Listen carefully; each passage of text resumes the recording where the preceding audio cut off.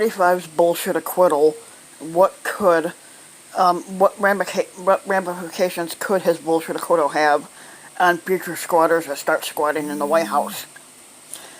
The evidence of 45's actions to pressure Ukraine was never in serious dispute.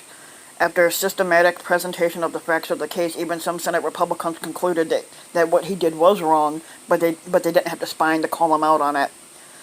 But neither was the verdict of 45's impeachment trial ever in doubt.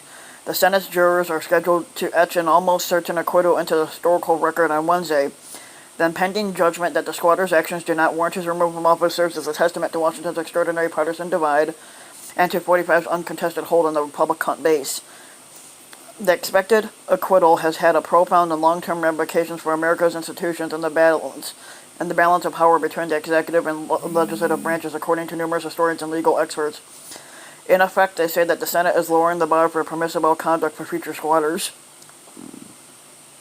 It is a dispiriting moment for an American system that in many ways was founded on the insight that because humankind is frail, unfallen, and fallible, no one branch of government can have too much power, said John Meacham, an American historian and author.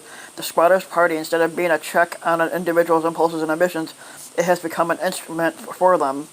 Since the moment House Democrats opened their impeachment inquiry in September, 45 has projected a sense of persecution and self-pity.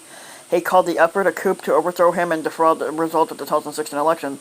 Technically, if you want to base it off the 2016 election, 45 technically didn't win. More of the votes were for Hillary. He only won because of the bullshit Electoral College. Again and again, 45 proclaimed on Twitter, read the transcript, when technically in reality it was a fucking memo, not a transcript.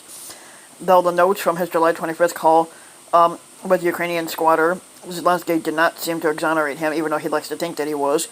Rather, the notes made plain 45's scheme to get Ukraine to open an investigation into former Vice President Joe Biden and his son Hunter. With 45 commanding such exceptionally high approval ratings among Republican voters, but in reality, he doesn't have anything higher than a 42 or 43% approval rating. However, even senators who acknowledged his actions were wrong and voted Friday to block new evidence in the trial and pave the way for acquittal.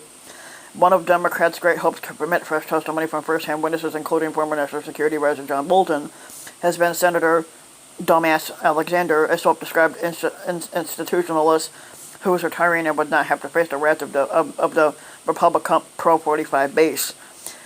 But Alexander demurred, although he said 45's actions were inappropriate and it had already been proven by House managers. The House impeachment managers, the senator from Tennessee, said that there was no need for more evidence. Technically there was, and that he believed 45's conduct did not meet the Constitution's standard of treason, bribery, or other high crimes. Technically it was treason, yes it was bribery, and yes it was high crimes and misdemeanor, and it does warrant an impeachable offense. Let the people decide, Alexander said in a lengthy statement Thursday explaining his position.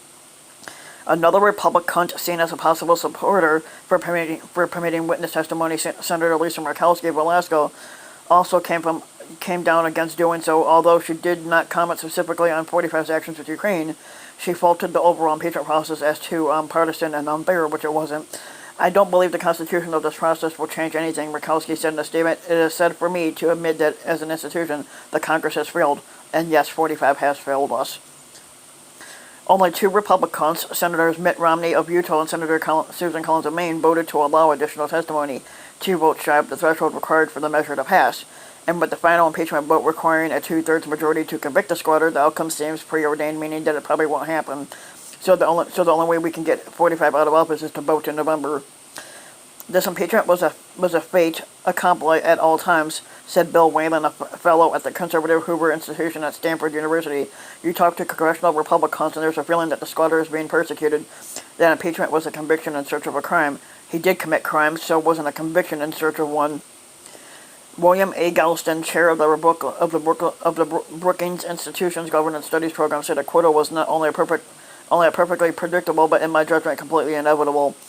The United States political scene is as deeply polarized along partisan lines as it has been for at least a century, Galston said, noting 45's high ratings among Republican voters. He said it would take a very brave Republican, indeed, to break ranks with the squatter under these circumstances.